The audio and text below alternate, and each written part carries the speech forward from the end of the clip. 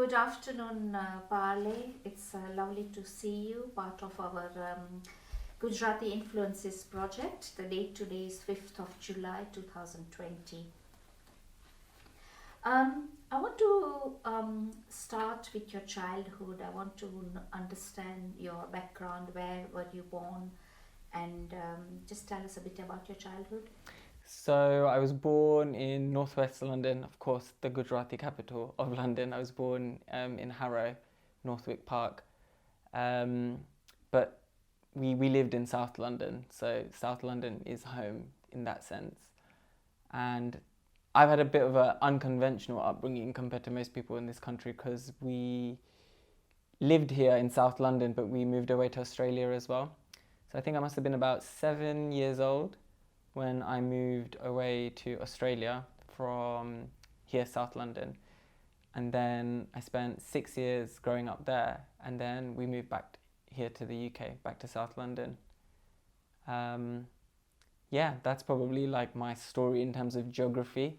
Would you say your upbringing was typical Gujarati? Yeah, of course. I feel like it doesn't matter where you go and where you live, that Gujarati backbone, as I say, that we will have, it remains. And I feel like it was more Gujarati than most people because when you live in London and you have like there's a huge Gujarati community here in London. When you have that and you go somewhere like Melbourne in Australia where there was 2,000 Gujarati families in all of Melbourne, there's this paranoia that your parents have that, they're going to lose culture, you know, by they I mean me and my brother. So my parents had that paranoia that, we're in a country with less Indians, less Gujaratis. There's this risk that we're taking. How can we make sure that they have Gujarati in them and understand like what our culture is, what our values are. So my mum became a volunteer at a local Gujarati school, the only one in all of Melbourne. And naturally, when your mum's a teacher, you have to go. There's no option of not being a part of the Gujarati school. So I think quickly I was introduced to how vast Gujarati culture is, but what it is as well, from formally like learning, like, our Gujarati alphabet, to also understanding how different we are as British Gujaratis compared to, Australian Gujaratis, and of course, understanding heritage as well, because we're East African Gujaratis here in the UK.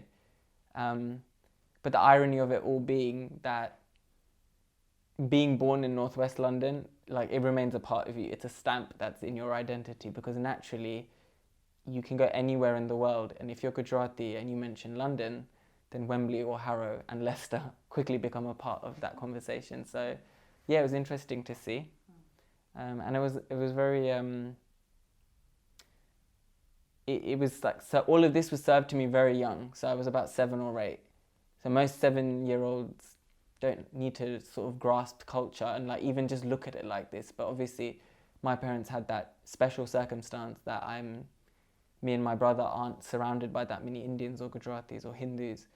There's that paranoia. So they formally made us learn about all of that young. How did you feel as a child being Gujarati in a different society like in Britain or in Australia? I feel like being Gujarati, the sort of commonalities that Gujaratis have everywhere around the world, like the diasporic community, like the ones that have moved out of Gujarat, is we quickly adapt and blend into whatever our surroundings are. So we're not like a community that feels a special need to stick out or a need to differentiate themselves. Oh, that we are Gujarati, we are different. We're not like that. We're very much a community that can sort of just blend in. And if questioned who we are, then we answer. If interrogated or sort of asked that, what community do you come from? Then it becomes important to be like, oh, we're Gujaratis, we're like this, we're like that. But that was the most interesting thing to me because, other Indian communities can be very different. They could be much more sort of, I would say, frontline about, their identity. They could be more I don't want to say proud, because I feel like Gujaratis are proud, but they could be much more sort of wearing their, you know, their identity on their sleeve, whereas Gujaratis sort of blended in. But that wasn't to say that we weren't distinct. That hardworking ethic and that sort of business acumen, and you know, there's one thing that I find really interesting is that my parents' generation, they always worked hard and always looked for opportunity, and that was to better themselves, to provide better opportunities to my generation, and just to help us out of hardship. That was their aim of coming here and moving to the UK, and you know, giving us a better opportunity, a better education, more chances. But my generation still have a lot of that in us, even though it isn't required. So I feel like my generation don't actually need to have a second business, yet they'll still do it. So, you know, they'll be successful doctors or dentists or lawyers or accountants, but they'll have a cupcake business, or they'll have something else that they're doing on the side. And I always ask them, I'm like, why? You make enough money as a doctor, you know, your children are in good education. There is absolutely no need for you to do extra work. Why are you turning your hobby into a business? It's not a money thing. It's not a greed thing. It's not a they're bored thing, but it's that zest of success and seeing projects turn into, you know, successful things. So I think that has remained, that sort of identity has remained in all of us. And I think it always will. I feel like even if we forget the Gujarati language, even if we forget, you know, principles of like our religion, whether we're Hindu Gujaratis or Muslim Gujaratis or whatever, that sort of business acumen and that success culture is a big part of being Gujarati. Well, whatever field you're working in. How did your parents end up in Britain? Are they from East Africa or? Yes, so mum and dad had a little bit of an unconventional route to the UK. So when the expulsion happened in Uganda and there was a big scare in all of East Africa for Asians, a lot of people came from Africa straight to the UK. They were invited here, and you know, they had the right because of the British passports that they held. However, ironically, my mum and dad had a different situation. My mum's grandfather worked for the British Embassy, and he was adamant that they went back to India first and lived there for a while. So even though they could have come straight to the UK, he was like, no, I really think you need to go back to the Gam, the village, and learn about life in rural India, so you can say that, you know, you've lived your culture. So my mum went back to India, I think for 13 years, and my dad had a similar story. So he went back to Gujarat, I think at the age of 10. They lived there for about 11 to 13 years, I think, and then they came to the UK. So growing up, it's been interesting to have friends that are, you know, East African Gujarati. And, you know, they have a very, very sort of weak relationship or understanding of where they're from in India, because they're East African Gujarati. They have much more of a connection to Africa and Kenya and, you know, Kenyan Gujarati cuisine, or, you know, East African Gujarati cuisine. And then, of course, I have Indian Gujarati friends who probably came, their parents probably came in the 80s maybe or 90s, and they've got a different culture as well. You know, the language is different, food is different. That explains your connectivity with the Gujarati heritage, because I think of your parents having stayed in India. Yeah. And it's very similar to mine, because my parents also were from Africa. They went to India first and then India. And I can understand where you're coming from, because it's so important. It is, and I feel like they got a little bit of a cultural lifeline. So it'd been like, here's your last chance before you move to a country that's even more different to Africa. Because, you know, Africa and India, climatically, they were similar. Lifestyle was quite similar. Women didn't work, men worked. You know, the kind of jobs people did were similar to India in that sense. So before they came to Britain, they got that lifeline that go to India, live there, see what you are really escaping before you move to the UK. And I feel like that helped them when they moved to Australia as well. So as a family, when we went there, I think the first thing that I noticed straight away, I'm like, why do they speak like that? Why do they speak like that? And then my mum would explain, it's because we speak Kenyan Gujarati. Our Gujarati is slightly different. But then there's been instances where they've been like, our Gujarati is not actually Kenyan Indian. It's actually an even rarer dialect. It's about 10,000 Gujaratis who moved from Africa back to India, went through a purification process, and then it's landed here in the UK. So it's not quite African Gujarati, it's not quite Indian Gujarati.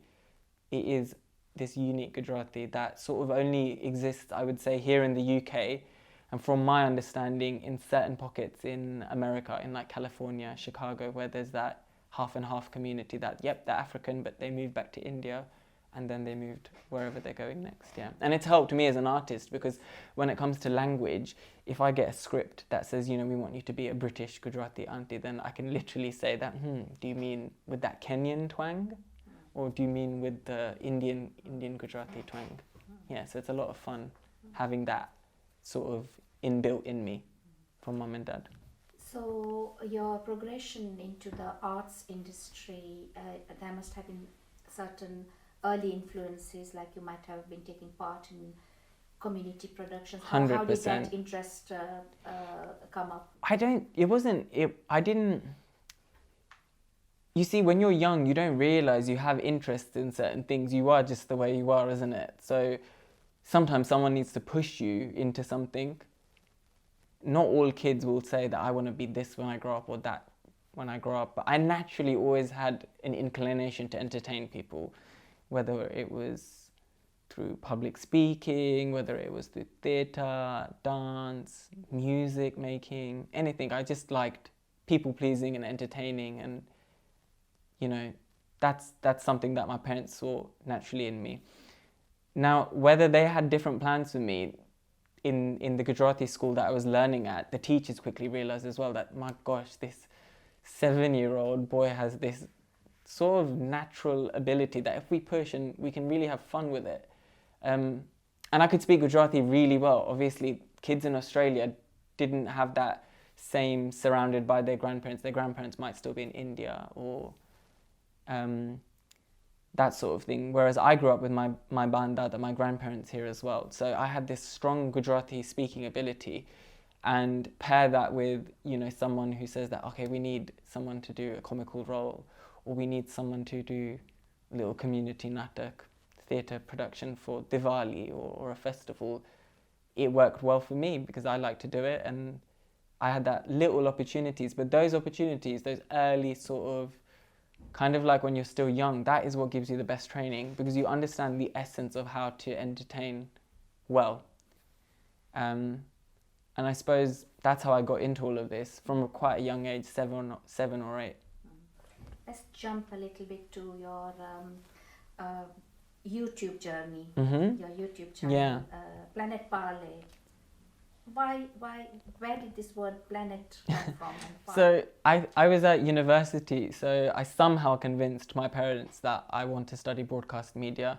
Now, luckily, it was a BSc and it was School of Engineering, so that convinced them enough, because when they quickly skimmed over the flyers, they saw engineering and like an engine on the front cover of the brochure. So to them, they were like, it looks legitimate. It doesn't look like media studies or the arts or sociology. No, I mean, they were never against those subjects, but obviously, like all parents, they're going to worry. And around me and my cousins and family, friends, whatever, everyone was doing, law, dentistry, one of the solid academics.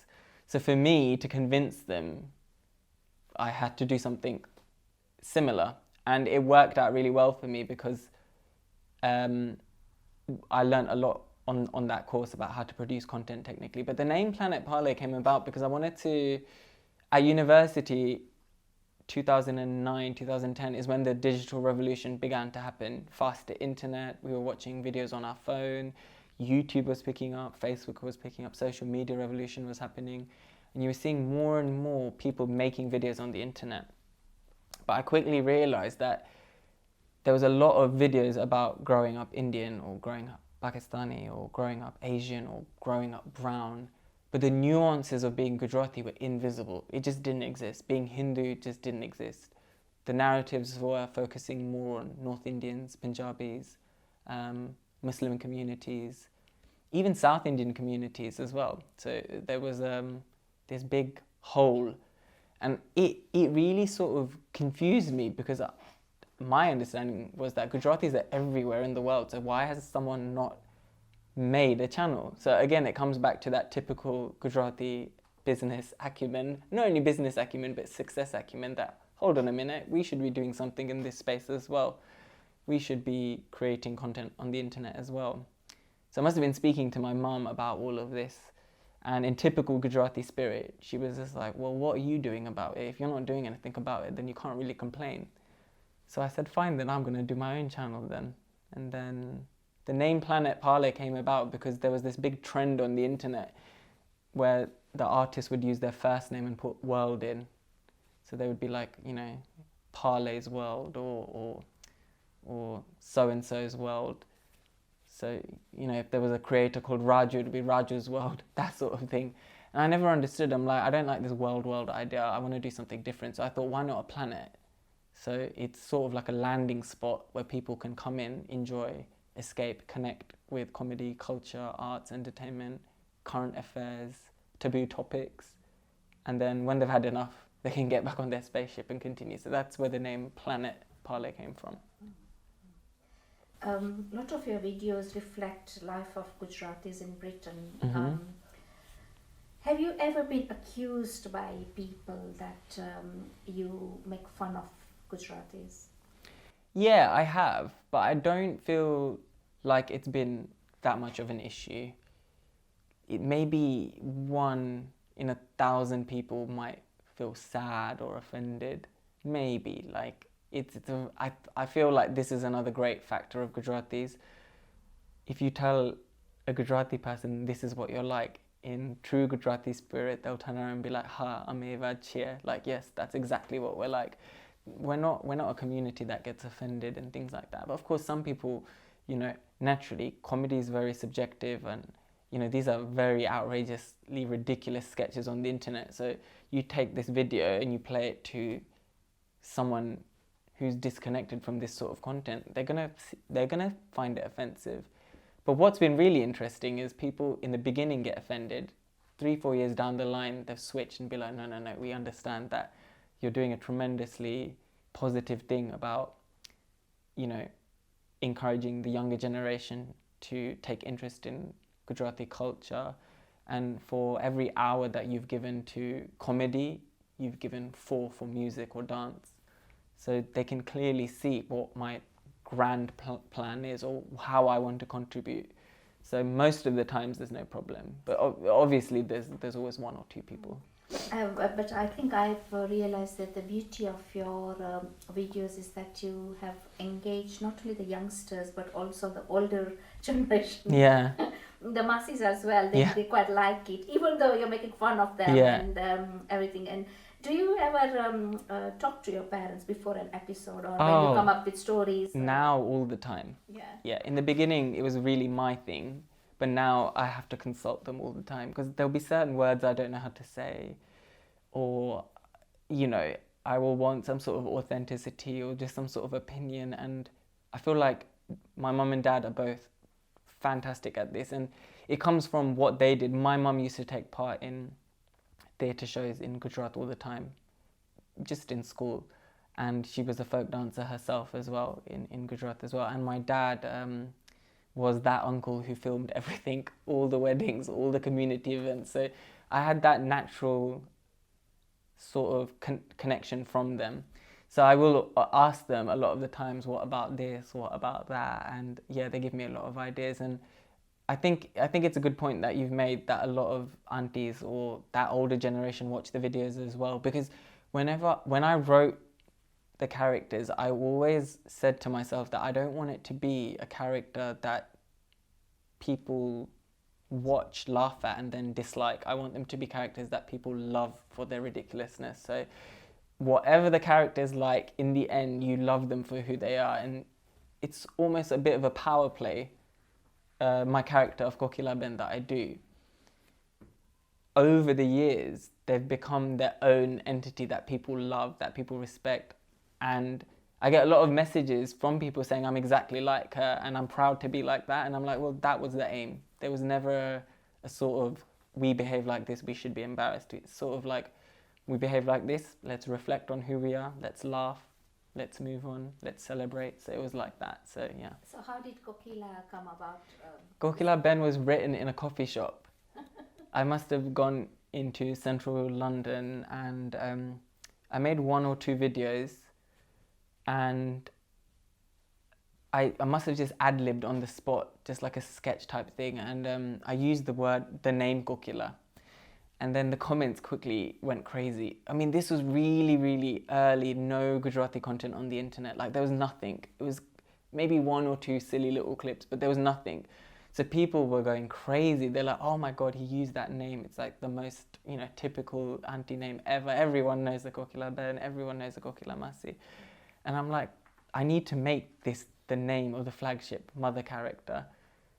And then at the same time, I was seeing a lot of videos of other Asian communities where they would have a mother character and a father character. And the father character was always the stronger character and the mum was what we would say in Gujarati, dabai gaili, as in sort of squashed, sort of pushed to the side or didn't do much, was a bit of a housewife and that thing. And in my experience growing up, most of the women in our family were matriarchs. Yes, the man ultimately makes all the decision, but it's not without solid influences of the mum. And that's been a great sort of, it's been a great moment of pride for me to understand that and be like, hold on a minute, there's always these headlines in the news that, Asian women are oppressed and this sort of thing.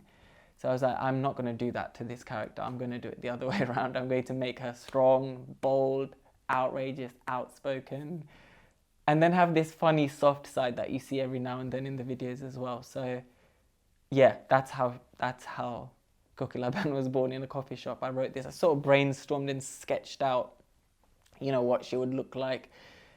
And again, like, she doesn't cover her hair or anything like that. I mean, North Indian women, Punjabi ladies, they usually cover their hair. Muslim women, they wear the hijab. That's a part of their culture. I've not seen Gujarati women do that ever, if they're Gujarati and Hindu, like what I wanted to write.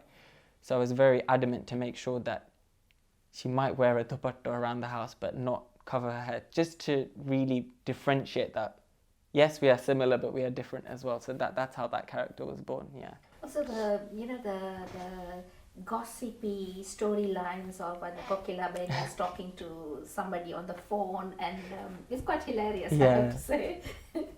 But have you found that it actually reflects what the Gujaratis are like, I feel like we do a lot of things subconsciously that we don't realize that we're doing. People will always, nobody wants to be a gossip. Nobody wants to hold a flag and be like, I'm the best gossiper. I know all the news. I know everything that's going on. But people do talk. People do gossip, and they do it without realizing. And that I created a series with Kokila Ben and Jitu, mom and dad characters, that was called Apda Kitla, which translates roughly to what's it to us, like how much is it to us? And I called it that because I wanted to show that people will gossip and gossip, but really it's meaningless. At the end of the conversation, they're like, well, we're not gaining anything from this, we're not losing anything from this, we're just talking, we're just having a general chat. So yeah, I'm going to be honest, I think people do gossip. It's not just that Gujaratis gossip, but I wanted to show that nuance in my videos in Gujarati, in our language, because it's not shown, but it's sort of like Dot Cotton on EastEnders, where she's like, I'm not the one to gossip, but then she'll start gossiping. It's the same thing. It's not just Gujaratis do it, but I wanted to show it in a Gujarati light. And I think that's why the character's been successful independently, because it's not just everyone watching her as my mum or from my perspective. You hear her perspective so much, her opinions on what's going on in the news, her opinions on what's going when she goes vegetable shopping, her opinions on, the prices of certain things going up and down. So that's why it's worked. Mm-hmm. So obviously the YouTube thing really was a groundbreaking thing for you, which opened up lots of other opportunities Yeah. for you, and you started traveling a lot. And how do people in Gujarat view your videos? As in their opinion on them, or Uh, they tend to enjoy them. And I think a lot of Gujarati artists had a little bit of a wake-up call, not just through my videos, but through videos anyone here in the West is making on Gujarati content or culture, because they felt that, hold on a minute, you know, we've become so Bollywood crazy in India that we've not even looked at what's going on in the house. We're in a rush to put our shoes on, get out, and make it in, you know, Hindi content or English content, but we've not sat here and gone, what's going on in our homes in our language, Gujarati. So a lot of the times, I very early on, I got a lot of kind of opportunities to speak at literature festivals or on the news, where they were really pleased to see, you know, in their headlines an NRI speaking about all these things and just doing stuff in Gujarati. And a lot of the times people would think I was born in India, and I would have to tell them, never lived in India, traveled there lots, enjoy going there, but very proud to also be British and Gujarati, because yes, we are very similar, but we're also distinct as well. So it's nice. And I feel like they like to see it, because they see a lot of NRI representations in films where, you know, someone marries an NRI or they go there to work, but they don't see it authentically from an NRI. So like, I feel like they've enjoyed that aspect of seeing it from an actual NRI's perspective. So yeah, it's received really, really well. Oh, good. Can you talk a little bit about the method? You were just explaining that you did the videos right at the beginning. How so it became your own way of broadcasting your sketches and everything. Can you explain a bit like this? As in how I started making the videos? Yes, exactly. So the videos started very, very simply. I had a camera lying around in the house. Obviously, I learned about how to film and light at university, and I quickly just put it on a tripod, started making sketches, and I learned very quickly that you can't just put a camera on and do funny things. You need to like have an idea planned and script things and, you know, write ideas and whatever.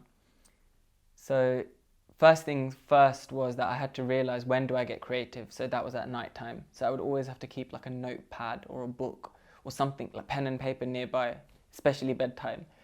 And any idea I get, I would scribble it down. Sometimes halfway through my sleep, I'd wake up and just scribble it and read it the next day and be like, what were you thinking? Then I translate that into a nicer script. And then when I'm filming, it turns into something. Like, you know, once I've filmed it, it turns into something. But now it's much more of a formal process. I have, you know, proper lighting equipment. I have tripods on wheels, microphones. I have people who help me shoot, people who help me edit, people who review my content, things like that. So it's different, but the essence of how I come up with the idea is very much the same. You have to be ready for when you get an idea to write it down and develop it. And you know, you might get 70 ideas in a day, but maybe 3 of them are good. So it basically started being a one-man show where you were doing everything, the creative idea, the script writing, the performing. It still is. I would still say it is still very one man. I didn't want it to be one man, but for practicality, that's what it's been. So because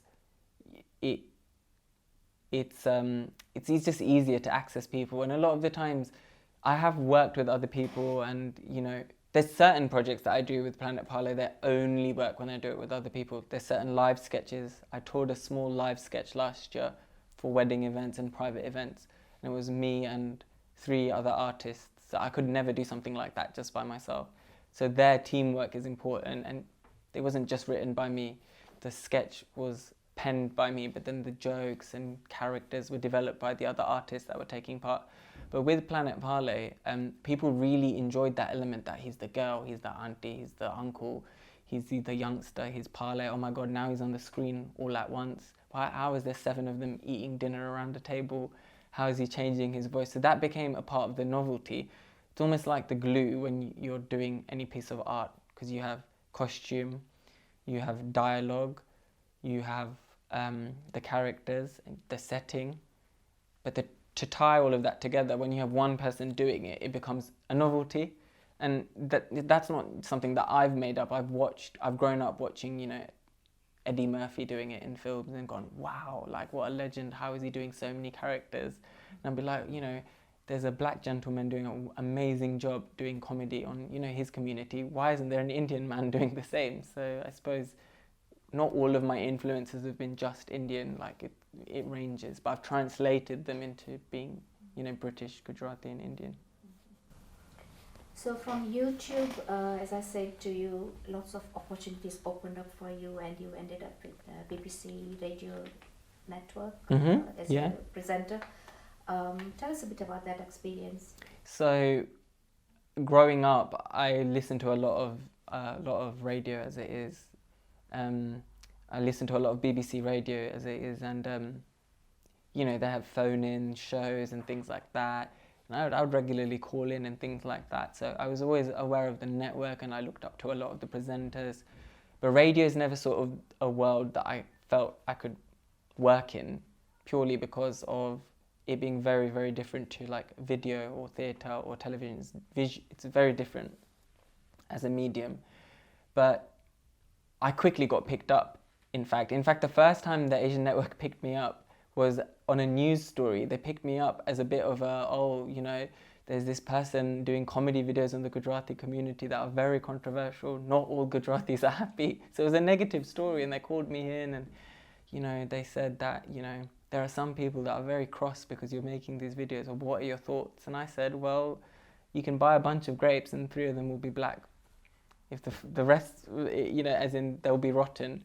If the rest of the grapes are healthy and edible, then I'm good to go. There's always going to be people complaining, and watch me out. You know, it's been 3 weeks since I've made videos and you're reporting the news. See what I'm doing and then come back to me. And that's what they did. They saw very quickly that actually his intention is to uplift Gujarati arts and make something out of it. So youngsters feel that, hold on, if I want to do something on being Gujarati, or I want to learn more about Gujarati music or dance or whatever, then I can do so.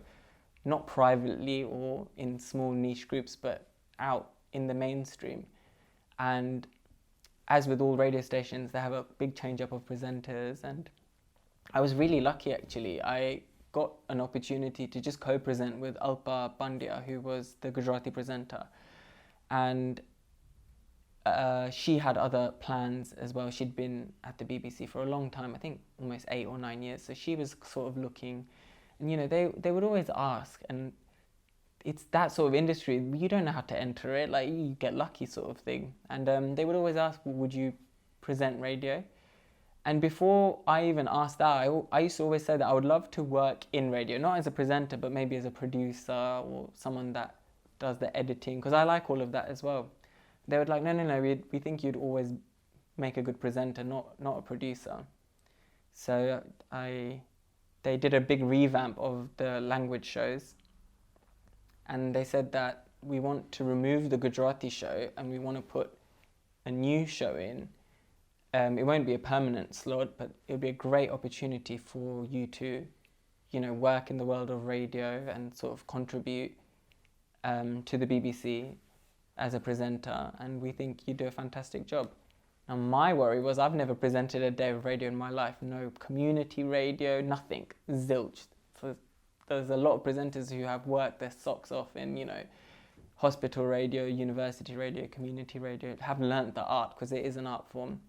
But they were like, don't worry about all of that, we'll train you up, and you know, we think you have a natural ability and your knowledge and passion for Gujarati culture and music and comedy is, you know, is really, really, really strong, especially for someone here in the UK of your generation.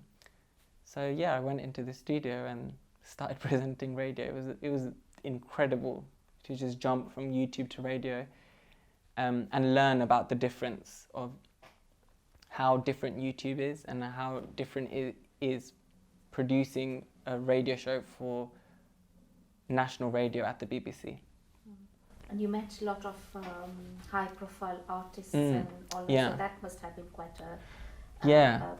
a good experience for you. It was, and it was also an experience for me to sort of argue my case a lot of the times with the BBC. They have a very limited understanding of Gujarati culture and the rest of that.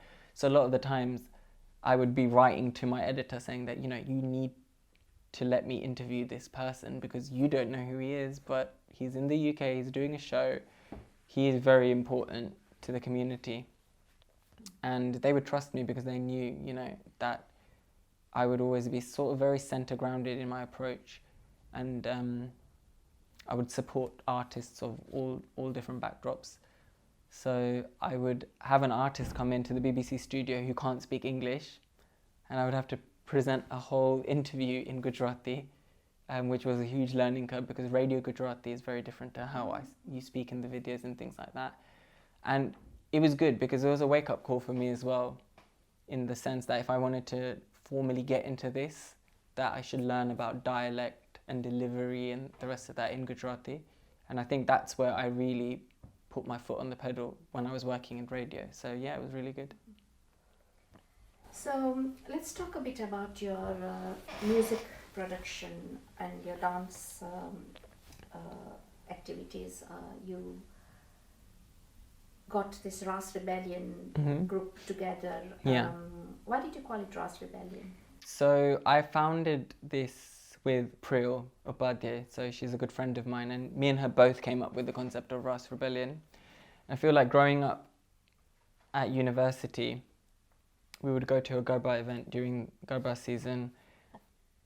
We never quite understood why Garba was getting dull and boring and tired, because whenever we saw it in the films or on the stage, we were like, this dance is so full of energy. So why are young, fit and healthy people getting so tired and limp and lackluster? And why are the elderly people more energetic, you know?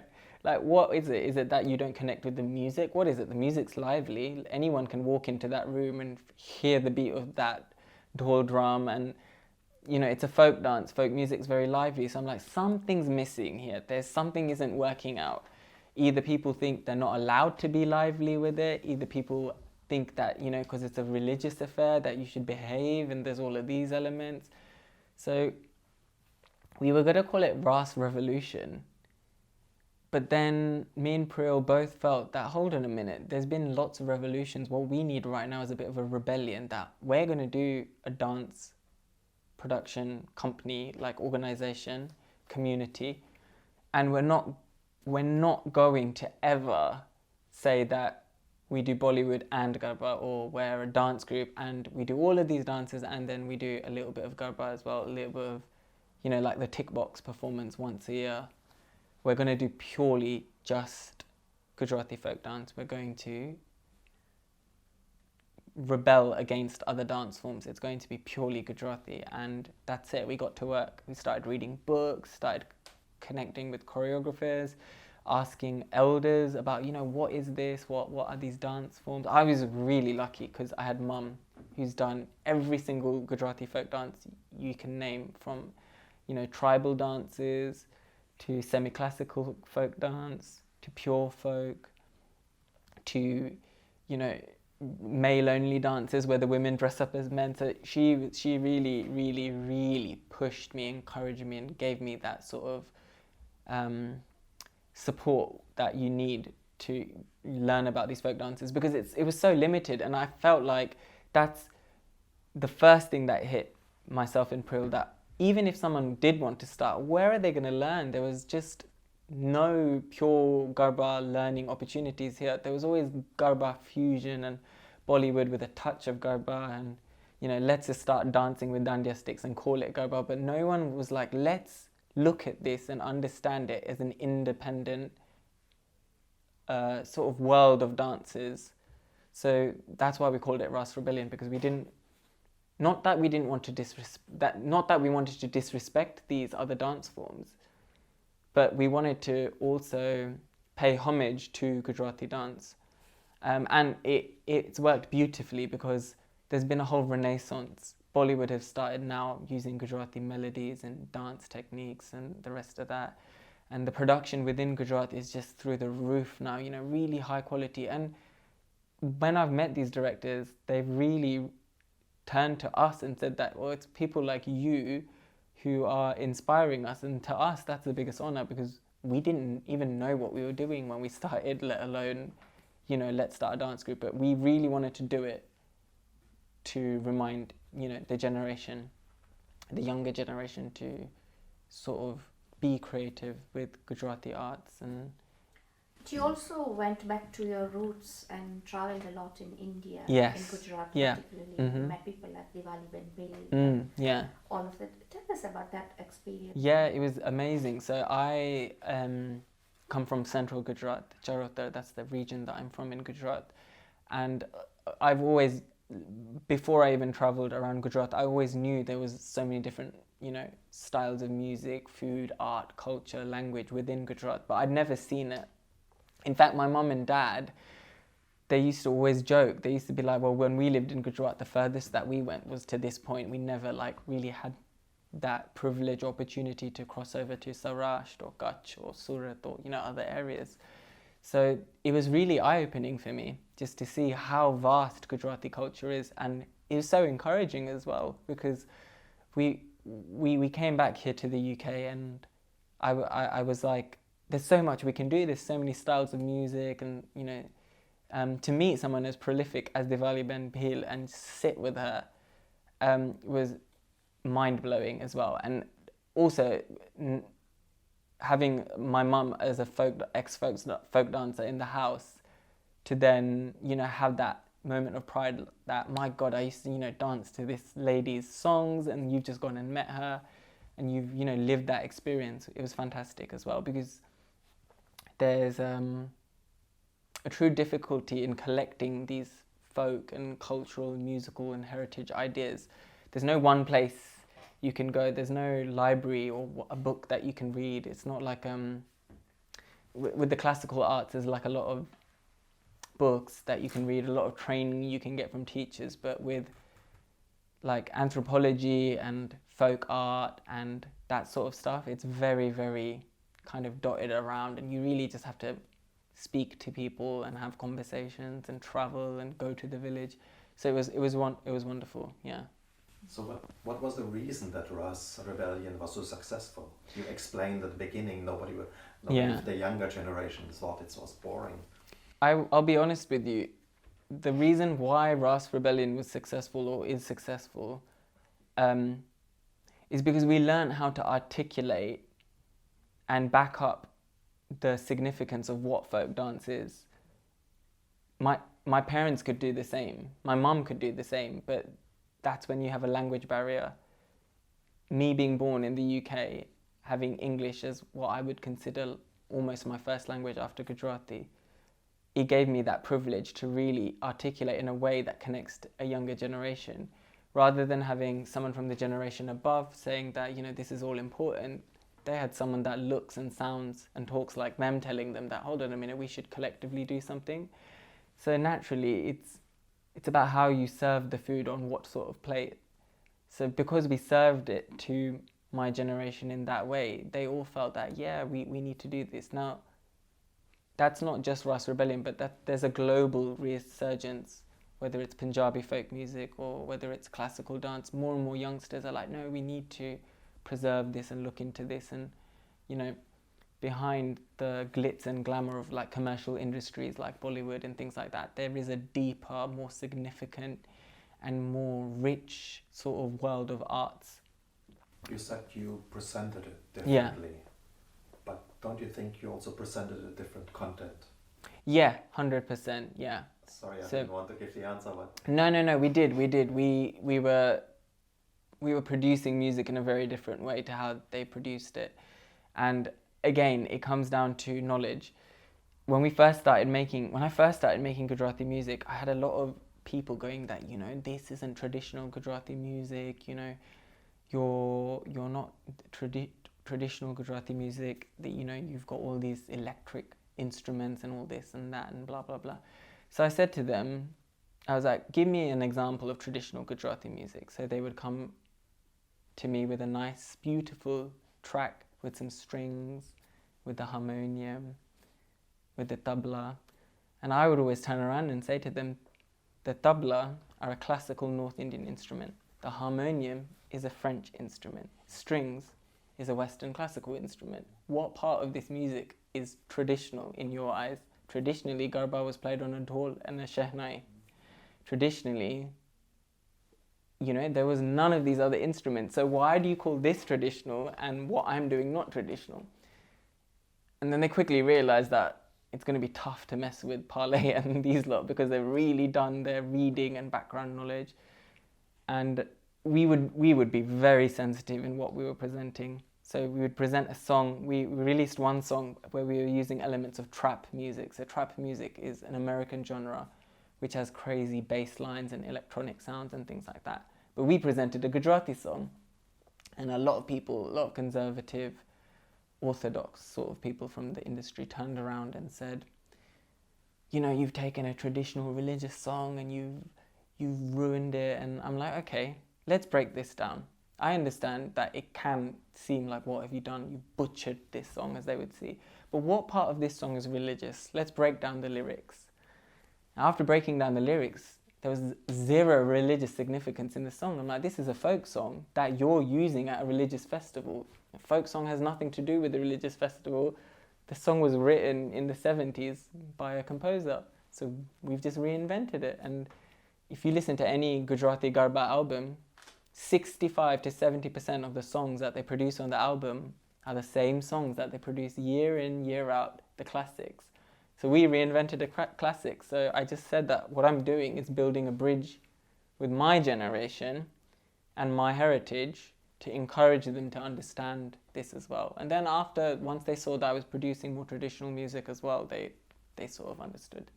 So you think the Gujarati culture in the UK, you have managed to influence or change the community through your work? Yeah, I feel like I have, not independently. I feel like it's been a collective effort, but I feel like I have influenced conversations, started conversations, got all Gujaratis across different ages and different backgrounds to sort of look at, what it means to be Gujarati and why there's not a single right way to get involved, but there's different ways. And I feel like I know this because I see it in my comments when I'm doing content online or emails people write me, or other organizations starting something and saying, you've inspired us or something like that. So I feel like it is there. But as I said, it's not just me, it's a global shift. The whole world is going through a little bit of a regional revival where more and more people are looking at regional or niche content. And that's because of how we now consume content. Before, it was only on the radio or the television or the newspaper. You watched a show when it was live. If you miss it, you've missed it. Now everything's on demand. You can watch your favorite show at 2 at night or whenever you want. So because you're in more control, because the audience is in more control, I feel like that's helped me as well. And also what you were saying earlier about your the work you do with universities and bringing the youngsters. Before, nobody wanted to do Gujarati, but people did want to do Gujarati, but it would be sort of like a tail end selection. So I feel like more people were like, well, what's there you can even do with Garba? Or they just didn't know there was so much fun you can have with this folk dance, or the varieties, or the styles, or the rest of that. I think a lot of people understood it as a religious affair rather than a creative affair. Not to say that it's not a religious dance form, but it is. It's a folk art. So people needed to understand it independently from a religious festival.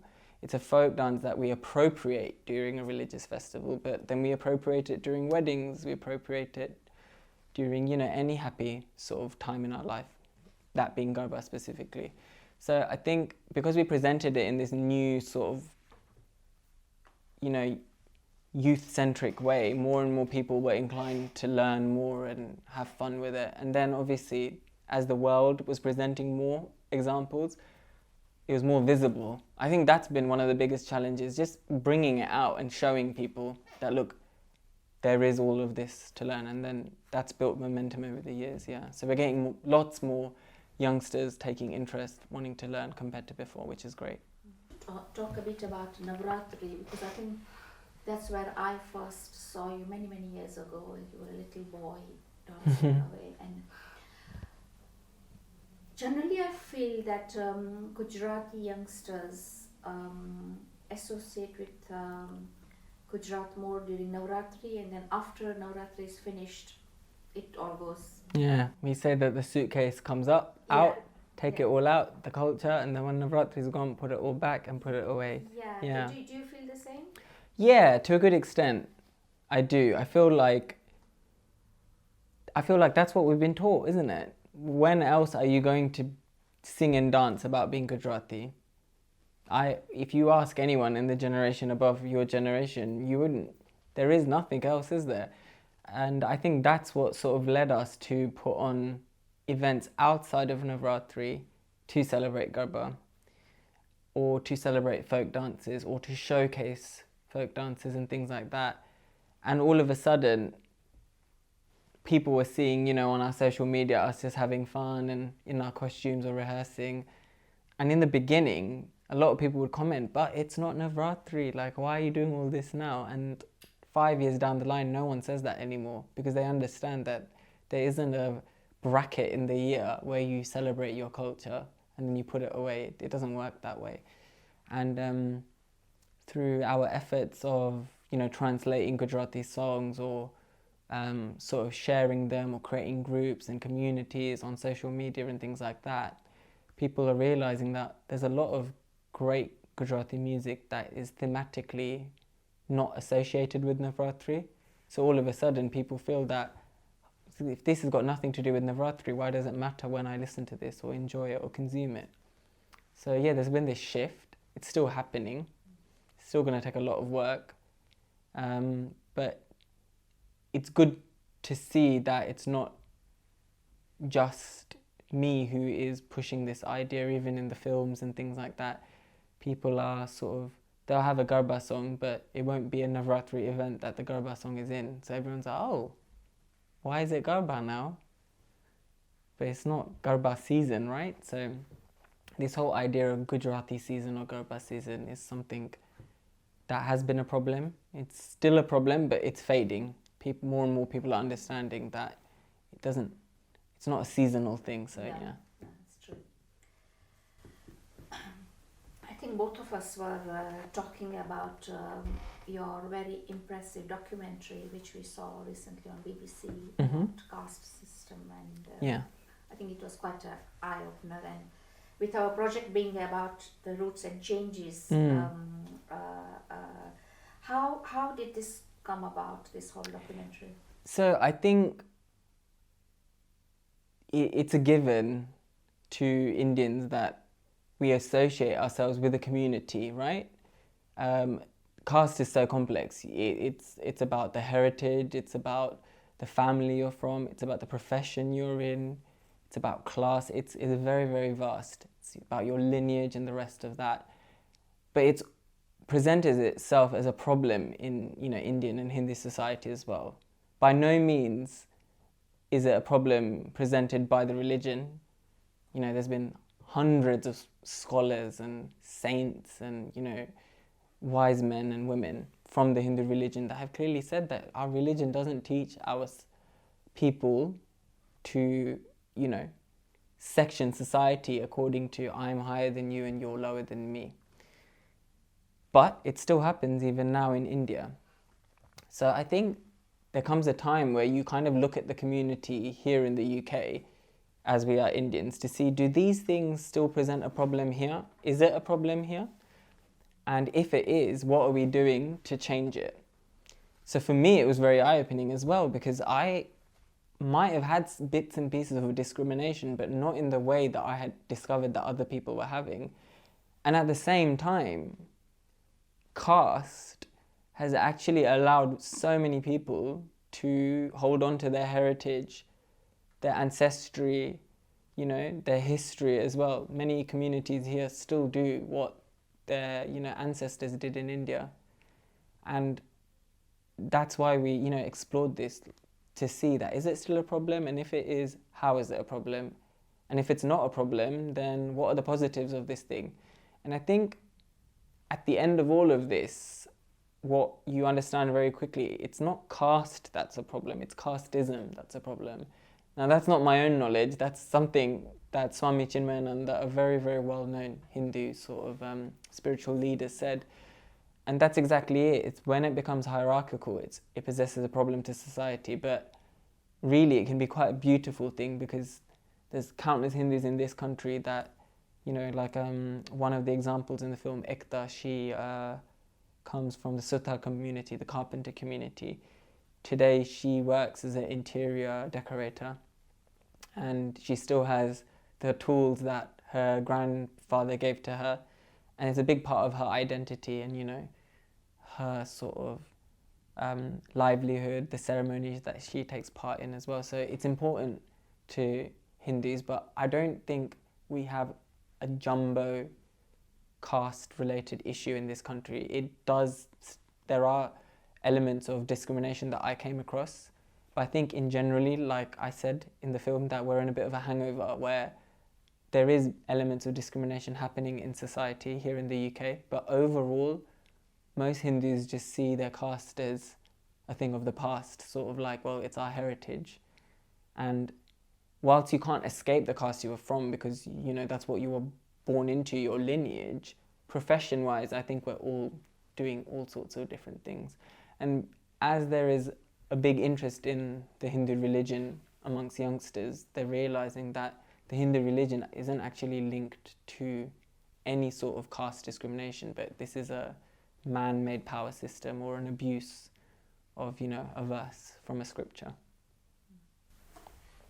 Was there any feedback when you broadcast this? Yeah, of course, naturally. So like the biggest feedback that I got, majority of people were like, wow, something on television about Hindus, firstly, because there just doesn't seem to be much programming on Hindus. And part of the reason is that we're such an invisible community. If you think Gujaratis are invisible, then Hindus are a new level of invisible. Unless it's Diwali or one of our bright, colourful festivals, you won't see us on TV. That was the first thing. People were very pleased. And the second thing was that to most people, including myself, they didn't even realise it's an issue. People thought that, you know, this is something that happens in rural India and it's a very old, orthodox, backwards, and, you know, not forward way of thinking. But then there was also negativity around it as well, that, you know, you've made a programming to make Hindus look bad, and, you know, naturally people, it's a very sensitive topic. People are going to feel negativity that, you know, you've taken something very problematic. But my job as a presenter or a narrator is to start these conversations. Even if we had a 6-part series on caste, you could still not end the conversation there. It's a very, very deep topic. There's so many offshoot ideas and discussions that need to be had. So in a 39-minute film, am I going to have all the answers on caste? Absolutely not. I mean, one factor is the British Raj and how they sort of abused this idea of caste and like these groups. They said that, well, you know, we can use this to our advantage. That's the next factor I would like to look at. So I think I would say that 99% of the feedback was positive. So I'm happy with that. And I hope that more people question these things and look into them, because it can be a very nice thing to have your heritage. You know, I have neighbours who are born in this country, but they don't know further than their great-grandfather. Whereas for me, I know exactly what my ancestors were doing, you know, 900,000 years ago. And I think that's quite empowering. I think that's quite beautiful. Are there any other issues which you feel should be brought out in the public conversations? Obviously, caste was one, and any other things, you know, Gujaratis, which you feel we should I discuss more? feel like, generally speaking, we're a successful community, and if there is a community issue, we do come together. Recently, sadly, there was a young girl that had a rare form of cancer, and she needed a bone marrow transplant. And within days, a campaign was raised. There was people, giving their bone marrow DNA in temples and things like that. The Nizadan temple, the Somaran temple, they were offering, the collection of this, all sorts of temples. And it was fantastic to see that when someone in the community is in great trouble or hardship, we come together. So generally speaking, we're a very sort of problem-free community, and I say this as someone that comments on, our identity all the time. But I will say one thing: we need to be less shy about having talks about things like caste, heritage, patriarchy, domestic abuse. There might not be a problem that is visible, but we still should go fishing because it might be happening and we don't know. So until something comes to my attention, then I can't really see. I mean, there are the common issues, but one issue that I found out about recently, and I wouldn't have even known, is many people in the Gujarati community, especially because we're vegetarian, have a big thalassemia problem. A lot of people don't know about this, so that's one topic. And I feel like that one people will want to know about because it's health, life and death related. But yeah, apart from that, not really, no. Somewhere, I don't know if you mentioned this, but I read somewhere about where I was reading about you, and you were saying that our Gujarati culture is under attack not from outsiders but from within our own people. What do you mean by this? We tend to have this issue where we shut one another down within the community. So if someone is doing something new and interesting, it won't be outsiders saying that you shouldn't be doing this or you shouldn't be doing that. It's people from within the community. And it's under attack because we as Gujarati people haven't valued what our culture is, or we haven't given it the status it deserves. So other communities will put their culture first. For example, you go to a Punjabi wedding, you will hear only Punjabi music. You go to a Gujarati wedding, you'll hear every other type of music first, and maybe right at the end you might hear a Gujarati song. So you can see that as Gujaratis, we've not valued our own culture as we should, like other communities have.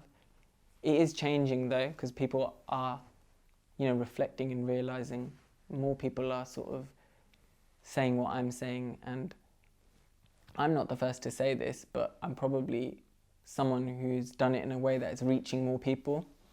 So that's what I mean by we're the ones that are putting ourselves down.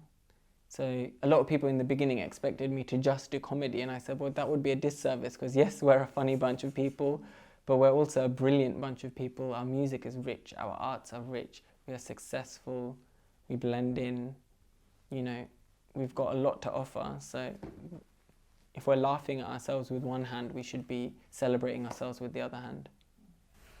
What do you think is a reason that the Gujaratis don't appreciate their own culture so much? It comes back down to the history of Gujarat itself. Gujarat, unlike other states in India, is it was a little bit of a checkpoint for travellers. So you had lots of different communities come there, set up, do what they needed to do, and then they move on. And the last prolific community were the Gurjars. That's where the word Gujarat comes from, land of the Gurjars. There was a community. So because it's a bit of a melting pot of cultures, the culture its identity is very surface level to one extent. Whereas other communities in India have such a deep, vast and rich sort of history. It's like an anchor, It's really deep rooted, whereas Gujarati culture is a mixture of different ideas, and it's almost it does have an ancient history because India is an ancient land, but a lot of it's lost, or it wasn't impactful or remembered or passed down in the way other communities have. And politically as well, India, when India was formed, two of the founding fathers, Sardar Patel, Mahatma Gandhi, also Gujarati, we're very quick to put India and the unity of India first. So amongst many Gujaratis, we will always do the same. We will always put India first. Even at home, my mum will always be like, yes, we're Gujarati, but we're Indian as well. And which is a nice thing as well. It shows that we're a universal community that are proud of, the diversity of what India is. But there comes a time where you have to understand, where did that pride come from? It came from that Gujarati spirit of putting the bigger picture first. Our project talks about the roots and changes. Now, when you go back home to your village, you must have met a lot of your family members. And do you see that you have changed a lot from them? And if you were to go back in time, you feel Britain has given you that opportunity to come out in a positive way? Yeah, it's interesting actually. I feel like here in the UK, we're in a time freeze with lots of things. So in India, they've actually moved, miles ahead, and we've done things still in a traditional way. But in other ways, they've remained, quite traditional, and we've moved forward in a lot of ways. For example, here at home, most Gujarati families still eat Gujarati food. You go back to Gujarat, more and more people tend to not eat Gujarati food every day, or they don't cook at home. Whereas here in the UK, it's pretty normal for, Gujarati homes to have fresh Gujarati food at least once, twice, 3 times a week. At the same time, because education has been served to us in such a wonderful way here, opportunities to earn well, become successful quickly are presented to my generation here. It also gives us the liberties to do whatever we want, whether it's to travel the world or start a business or do charity work or work in culture and arts that perhaps people in the village don't get to do. So they probably have to follow a much more formulaic route to success, whereas here we have that liberty. I always say that the only reason I'm doing what I'm doing is because I have the support of my parents. They don't need to worry because they know that we live in a country where there are grants and, government bodies and organisations like the BBC that I can find employment in. That isn't the situation back in India. So even if someone wanted to do what I'm doing, they have to concentrate on, earning a living rather than taking the risk that I have. Can I, maybe a similar question. We have a title of our exhibition is Roots and Changes. Now we are talking about the changes within the Gujarati community. So for me it's very important to understand, do you think the Gujarati community has also changed this society? Or not, let's say the Indian community has changed the society, and what is your feeling about that? 100%. I think we've contributed to society in so many different ways. There's a big element of being Gujarati here in the UK, and that is the majority of Gujaratis here in the UK are Hindu. And you see a lot of Hindu ideas and sort of practices that are now being taken to the mainstream, whether that's things like yoga, Ayurveda, mindfulness. All of these ideas that are fundamentally Hindu are now being presented here in the West by Hindus, by Gujaratis. And I feel like non-Gujaratis are now, taking these ideas on. We've influenced the UK through our food, vegetarianism as well. Like I always say that the best thing about being a Londoner and a vegetarian is that we have so much choice as vegetarians. And part of the reason that has worked well for Gujaratis is because a lot of Gujaratis were traditionally vegetarian. And coming to the West and having a limited palette of, ingredients, they've become creative with what they have. But that has given them the ability to create fusion foods and things like that that are enjoyed by so many different communities now. So I think we've definitely influenced people. But I will also say that in the arts and the culture, that Gujaratis have taken a bit of a backseat. We might have influence through our business acumen and our food and our spirituality, but when it comes to like music and dance, then the Punjabi community have done a tremendous job at something like that. Or their sort of attempts have been more visible. There's a big discussion about Black Lives Matter at the Mhm. moment. What is your take on that? I think Black Lives Matters is one of those situations where it's a wake-up call for a lot of people.